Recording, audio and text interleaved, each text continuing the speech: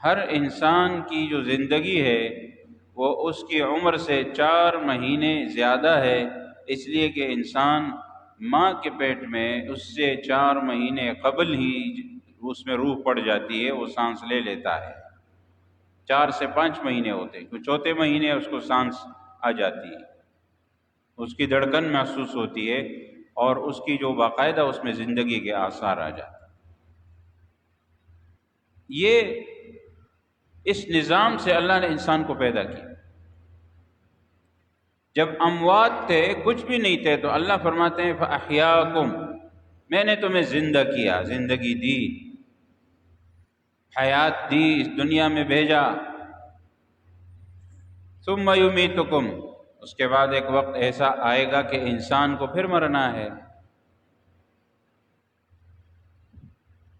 اور پھر فرمایا کہ اللہ تبارک و تعالیٰ پھر دوبارہ زندہ کرے گا، ثم یحییکم، اور جب پھر زندہ ہو گئے تو ثم الیہ ترجعون، اس کے بعد اللہ کی طرف لوٹ کر جانا ہے حساب کتاب کے لیے۔ وہ دوبارہ زندہ ہونا ایسے نہیں ہے، اس کے پیچھے حساب کتاب ہے۔ قرآن کریم میں اللہ تبارک و تعالیٰ نے اس کے تذکرہ فرمایا کہ انسان اس دنیا میں آتا ہے، دو اس پر موت آئیں گی، 2 موتیں اور 2 حیات، زندگیاں۔ 2 مرتبہ اس پر موت آتی ہے، 2 مرتبہ اس پر زندگی ہر انسان کو ملنی ہے۔ 2 زندگیاں ملنی ہے اور 2 موتیں ملنی ہے، آنی ہے اس کے اوپر۔ وقالوا ربنا امتنا اثنتين واحييتنا اثنتين فاعترفنا بذنوبنا فهل الى خروج من سبیل۔ قرآن کریم میں اللہ نے فرمایا کہ قیامت کے دن یہ لوگ کیا کہیں گے کہ اے ہمارے رب، تو نے ہمیں 2 مرتبہ موت دی اور 2 مرتبہ زندگی دی۔ 2 مرتبہ موت، پہلے میں نے عرض کیا قرآن کریم تفصیل سے اللہ نے دوسری جگہ بتا دیا۔ پہلے انسان کچھ نہیں تھا تو یہ موت ہے۔ پھر اللہ نے زندگی دی، انسان اس دنیا میں آیا، ایک موت ایک حیات۔ اس کے بعد پھر انسان پر پھر موت آئے گی، یہ دوسری موت۔ اس کے بعد قیامت کے دن پھر زندہ ہوگا، یہ تیسری موت، یہ دوسری حیات۔ پہلی موت، پھر حیات، پھر موت، پھر حیات۔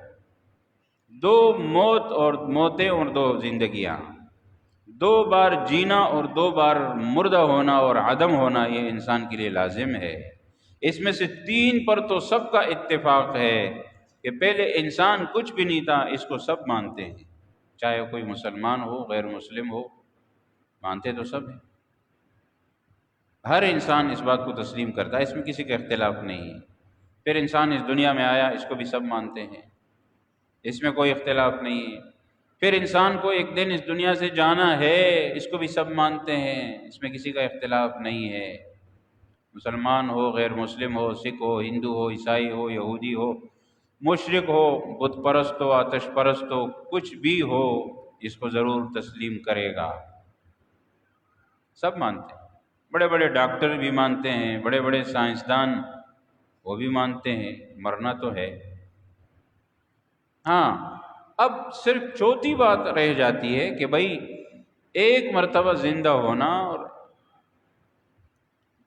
دنیا میں آنا تو سب مان رہے ہیں، لیکن قیامت کے دن کا زندہ ہونا اس کو کون مانتا ہے کون نہیں مانتا، یہاں پر آ کر اختلاف ہو جاتا ہے۔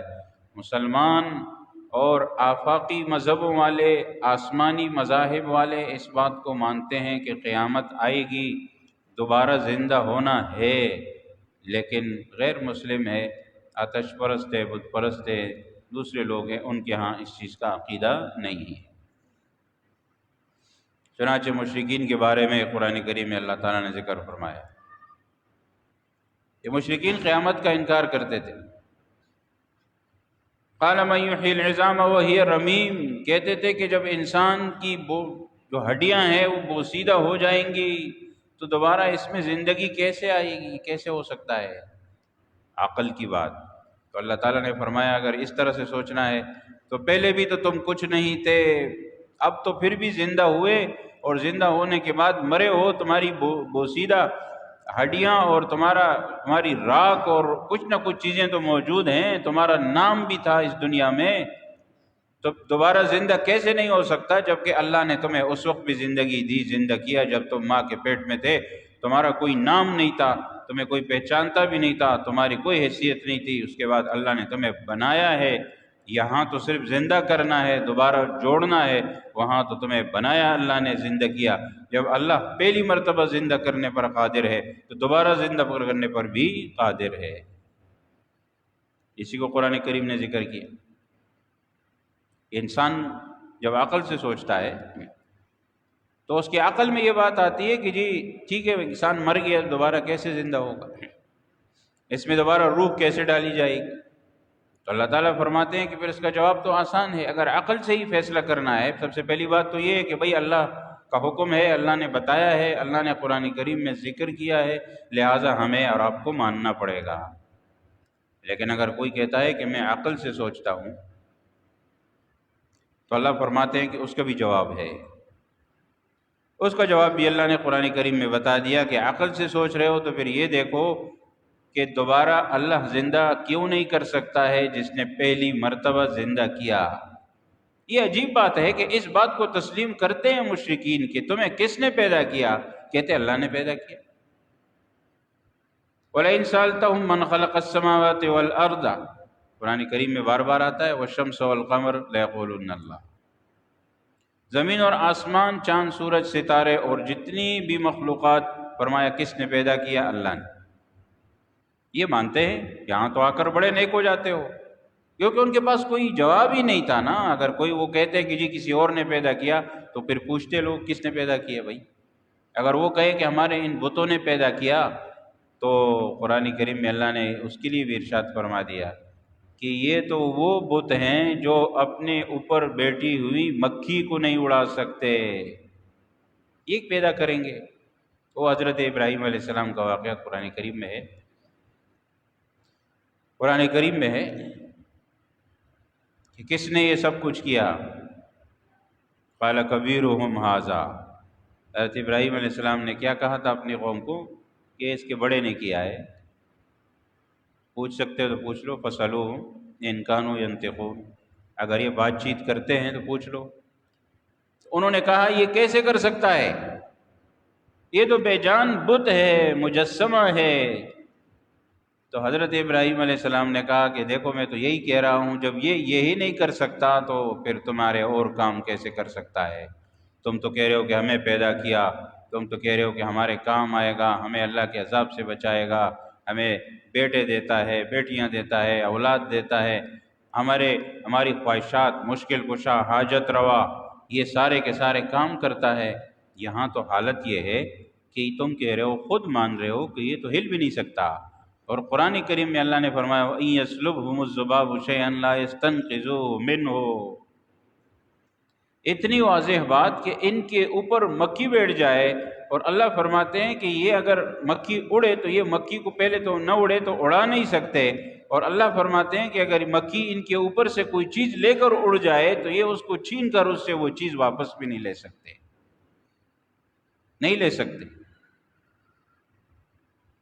اور آگے اللہ نے فرمایا ضعف الطالب والمطلوب۔ یہاں دیکھیے اللہ فرماتے ہیں کہ یہاں پر تو حالت یہ ہے کہ یہ جو طالب ہے، طلب کرنے والا، ان بتوں سے مدد لینے والا، یہ بھی فرمایا اتنا ضعیف ہے کہ کچھ نہیں کر سکتا، اور جو مطلوب ہے ان کے معبود باطل جو بت وغیرہ ہے یہ بھی کمزور ہے۔ مطلب یہ ہے کہ جب یہ مکی چیز لے کر اڑتی ہے نا تو یہ ان کا بت تو چھوڑو، یہ جو زندہ ہے یہ بھی نہیں لے سکتے اس سے، لے کے دکھائے۔ تو یہ تو ان کی کمزوری ہے، یہ تو ان کی حالت ہے، اتنے تو عاجز ہیں۔ اللہ کی ذات تو بہت بڑی ذات ہے بھائی، اگر آپ کسی کو رب مانتے ہیں تو رب کو تو عاجز نہیں ہونا چاہیے۔ رب تو قادر مطلق کو کہتے ہیں، اختیار مختار کل، اس کے پاس تو ہر چیز کا اختیار ہوتا ہے، حاجت روا، مشکل کشا، سب کچھ وہی ہوتا ہے، ہر جگہ سے سمیع بصیر، آپ کی ہماری آواز بھی سنے گا بیک وقت۔ پوری دنیا، پوری کائنات، تمام مخلوقات، چرند پرند، کیڑے مکوڑے، زندہ جتنے بھی ہیں، اور جو کچھ بھی ہمارے سامنے ہے، چاہے ہمیں معلوم ہے یا نہیں معلوم ہے، یہ سارے کے سارے بیک وقت اگر اپنی زبانوں میں اللہ کو پکاریں تو اللہ تبارک و تعالی ان سب کی باتوں کو، زبانوں کو، اس میں چاہے انسانوں کی مختلف زبانیں ہوں، چاہے جنات ہوں، چاہے اس میں چرند پرند کی زبانیں ہوں، سب کی الگ الگ زبان ہے۔ اللہ تعالیٰ ان ساروں کی بات کو، پکار کو بیک وقت سنتا ہے۔ انسان تو اس معاملے میں کمزور ہے نا۔ انسان تو ایک کے ساتھ بات کرتا ہے، دوسرے کو کہتا ہے چپ چپ ہو جاؤ ذرا، مجھے یہ بات سننی ہے، یہ کیا کہہ رہا ہے۔ دوسرے کے ساتھ بات نہیں کر سکتا۔ اگر ایک بات کر رہا ہے ساتھ میں دوسرا بھی کر رہا ہے تو دوسرے کو غصہ کرے گا۔ بیچ میں نہیں بولو، خاموش ہو جاؤ، پہلے میں اس کی بات سنوں۔ لیکن اللہ کی ذات ایسی نہیں۔ اللہ تعالیٰ کو بیک وقت سب کی آواز بھی سنتا ہے اور سب کی زبانوں کو سمجھ بھی اس کی ہوئے، اس لیے کہ اللہ نے پیدا کیا۔ اور اس میں صرف انسان نہیں، ہم تو ایک انسان بھی یہاں سے آگے بڑھیں گے تو دوسرے انسان کی بات ہمیں سمجھ میں نہیں آئے گی، ہمیں انگریزی سمجھ میں نہیں آئے گی، یا ہمیں کوئی دوسری زبان ہوگی، چینی ہوگی، اور اسی طرح جو ہے وہ کسی اور ملک کی زبان ہوگی، وہ ہمیں سمجھ میں نہیں آئے گی۔ لیکن اللہ تبارک و تعالیٰ کو سب کچھ، آواز بھی سنتا ہے۔ قد سمع اللہ قول التی تجادلک فی زوجہا وتشتکی الی اللہ۔ ایک خاتون آئی رسول اللہ صلی اللہ علیہ وسلم کے پاس اپنے خاوند کی شکایت کی اور مسئلہ پوچھنے کہ خاوند نے مجھے یہ کہہ دیا ہے کہ تم میرے لیے ایسی ہو جیسے میری ماں کی پیٹھ، زہار کہتے ہیں اس کو شریعت، تمہاری پیٹھ میرے لیے، یا تمہاری کمر، یا تمہاری ران، یا تمہارا پیٹ، یا جو بھی شریعت میں ہوتا ہے کہ وہ اعضاء جو اعضاء مستورہ ہے، اور وہ اعضاء جو ہے عورت کسی کو نہیں دکھا سکتی سوائے میاں بیوی کے، ان اعضاء کو اپنی ماں بہن کے اعضاء کے ساتھ، بیٹی کے اعضاء کے ساتھ اگر کوئی اپنی بیوی کی تشبیہ دے دیتا ہے، کہہ دیتا ہے، تو اس کو زہار کہتے ہیں۔ طلاق ہو تو طلاق کی نیت بھی ہوتی ہے، وہ ایک الگ مسئلہ ہے، 3-4 صورتیں ہیں اس کی۔ کبھی طلاق کی نیت سے انسان کہتا ہے، کبھی ویسے ہی کوئی احتراماً کسی نے کہہ دیا، کسی کی زبان سے نکل گیا کہ بہن بیٹی جیسا احترام ماں کو دے رہا ہے کہ میرے لیے تو ایسے ہی ہو جیسے میری بہن ہے یا بیٹی، یعنی احترام میں۔ اب اس کے ذہن میں یہ نہیں ہے تو نیت کو دیکھا جاتا ہے۔ تو زہار میں آ کر کفارہ ہوتا ہے۔ تو عورت آئی رسول اللہ صلی اللہ علیہ وسلم کے پاس اپنی شکایت کرنے، تشتکی اللہ، یعنی اس کا اب کیا ہوگا۔ جاہلیت میں تو اس کو طلاق سمجھا جاتا تھا، اگر کسی نے ایسا لفظ کہہ دیا تو ہر حالت میں اس کو طلاق ہو جائے گی، حالانکہ ایسا نہیں، اس وقت تک حکم نازل نہیں ہوا تھا، پہلی بار ایسا ہوا۔ تو رسول اللہ صلی اللہ علیہ وسلم نے فرمایا کہ مجھے نہیں معلوم، انتظار کرو، رک جاؤ، اللہ کی طرف سے کوئی حکم آتا ہے تو میں پھر آپ کو بتا دوں۔ قرآن کریم میں اللہ نے فرمایا قد سمع اللہ قول التی تجادلک فی زوجہا وتشتکی الی اللہ واللہ یسمع تحاورکما۔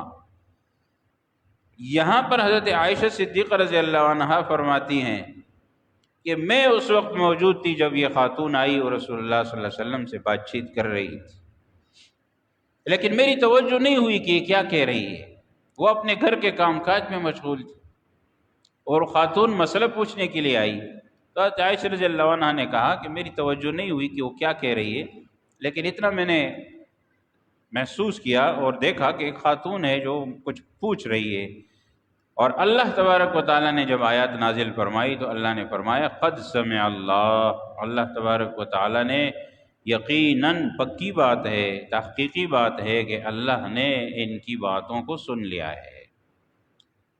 اور آگے بھی فرمایا کہ واللہ یسمع تحاورکما۔ جب یہ دونوں رسول اللہ صلی اللہ علیہ وسلم اور وہ خاتون آپس میں بات چیت کر رہے تھے تو اللہ فرماتے ہیں کہ میں ان کی پوری بات چیت کو سن رہا تھا کہ یہ کیا باتیں ہو رہی ہیں، اور اس میں یہ بات ہوئی کہ خاتون نے یہ مسئلہ پوچھا تو اللہ فرماتے ہیں کہ آگے جواب اس کا موجود ہے کہ جو لوگ اس طرح کرتے ہیں ان کے لیے کفارہ ہوگا، اور کفارے کا تذکرہ آگے موجود ہے، فَإِطْعَامُ 60 مسکینہ، اگلی آیات میں تذکرہ آتا ہے۔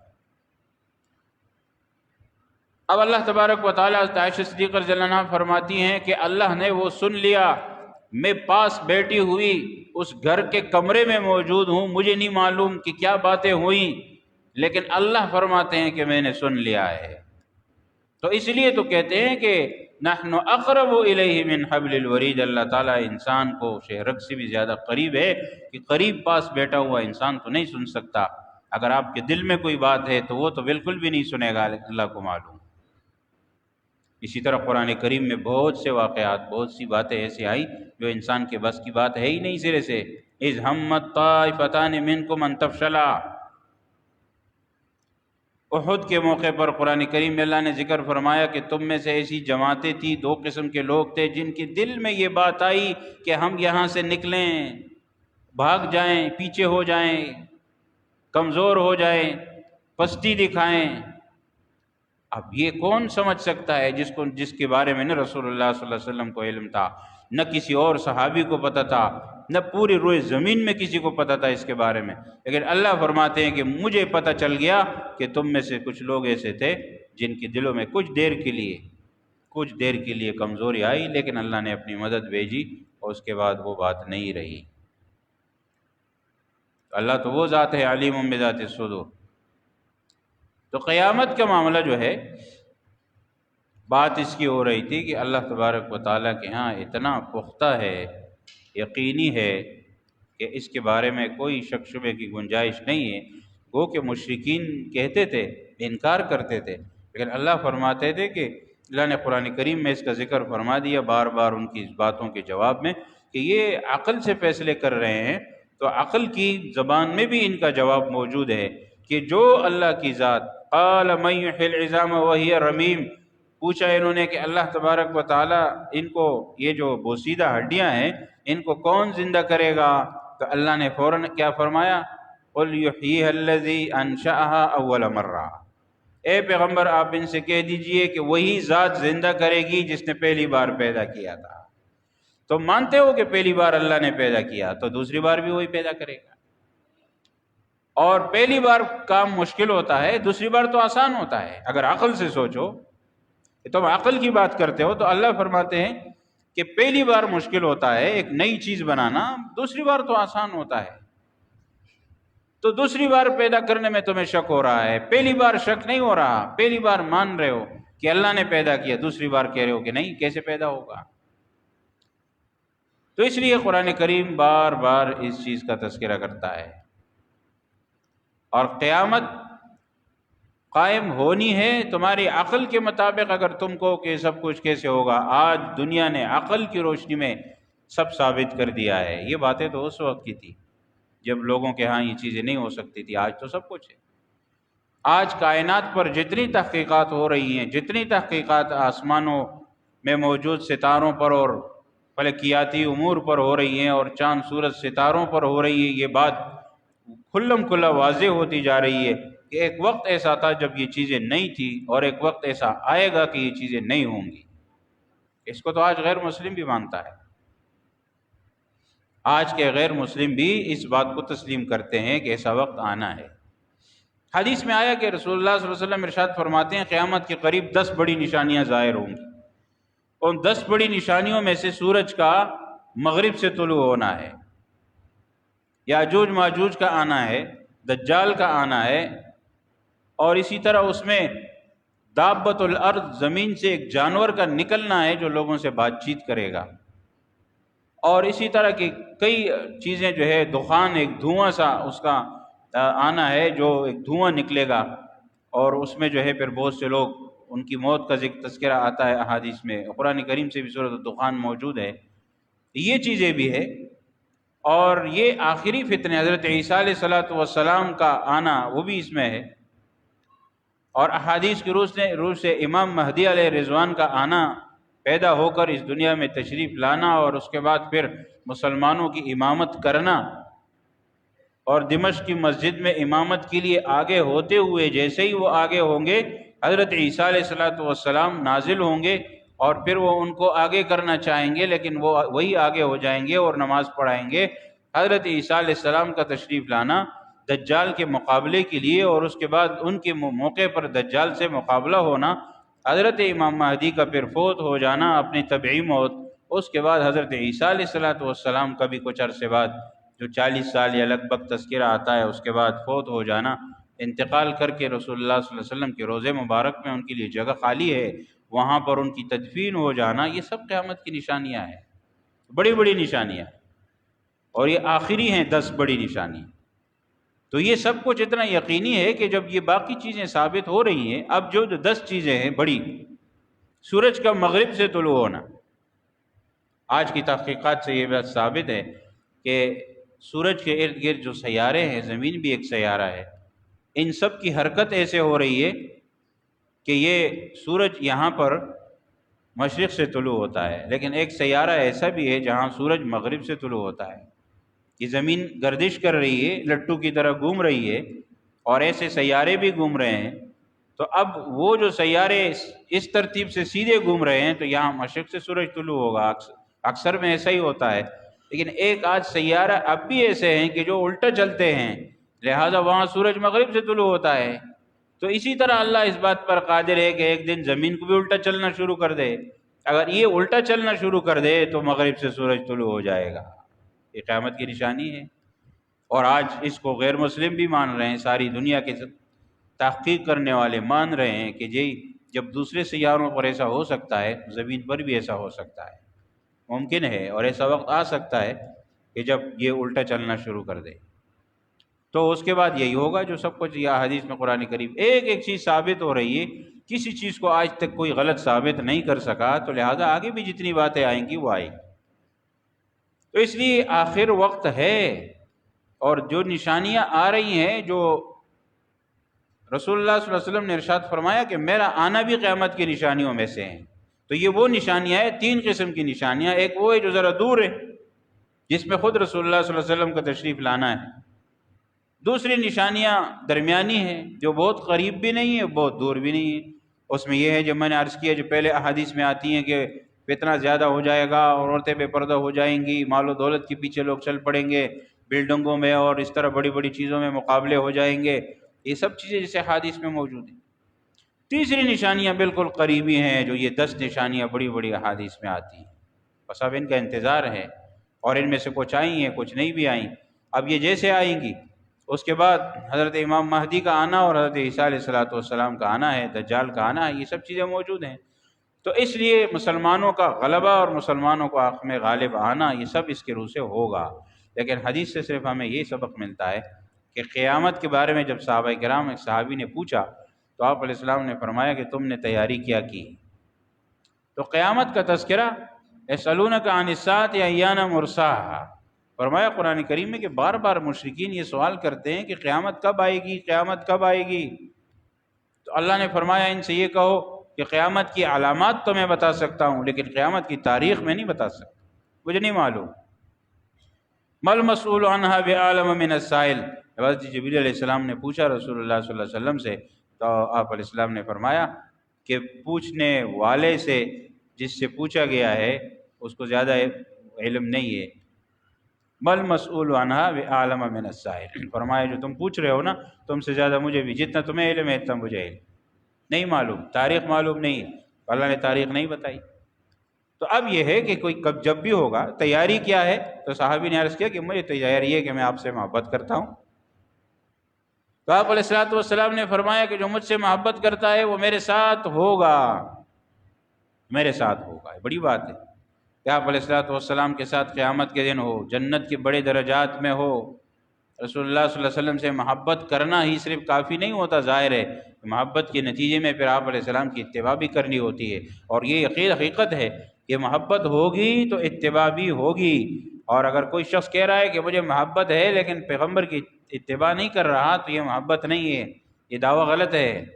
جیسے آج کل ہم کہتے ہیں، زبان سے کہہ دیتے ہیں، ٹھیک ہے ہمیں کوئی نہ کسی درجے میں محبت ہوگی، لیکن جیسے محبت ہونی چاہیے ایسے نہیں ہے۔ اگر ایسے ہوتی تو رسول اللہ صلی اللہ علیہ وسلم کی ایک سنت، ایک طریقہ بھی ہم سے نہیں رہ جاتا، لیکن یہ ہم نہیں چل رہے ہیں اس طریقے سے۔ جب نہیں چلتے ہیں تو اس کا مطلب ہے کہ کامل محبت نہیں ہے، اور اس کی ضرورت ہے ایک مسلمان کو کامل مسلمان بننے کے لیے۔ آج کے دور میں مسلمان کی اسی چیز کی کمی ہے۔ اگر یہ صحیح معنوں میں جناب نبی کریم صلی اللہ علیہ وسلم سے محبت کرے تو اس کے بعد یہ دین سے بھی محبت کرے گا، سنتوں سے بھی کرے گا، اور دین کے تمام باتوں سے، علماء سے، دین کی نشانیوں سے، مساجد و مدارس سے، دین کے قلعوں سے، اسلام کے قلعوں سے، مراکز سے، سب سے محبت کرے گا۔ اور اگر یہ نہیں ہوگا تو اس کے بعد پھر نام کا مسلمان رہے گا، دنیاوی خسرت دنیا والآخرہ، دنیا میں بھی نقصان، آخرت میں بھی خسارہ۔ اللہ تبارک و تعالیٰ ان چیزوں سے محفوظ فرمائے اور صحیح طریقے سے پورے دین پر عمل کی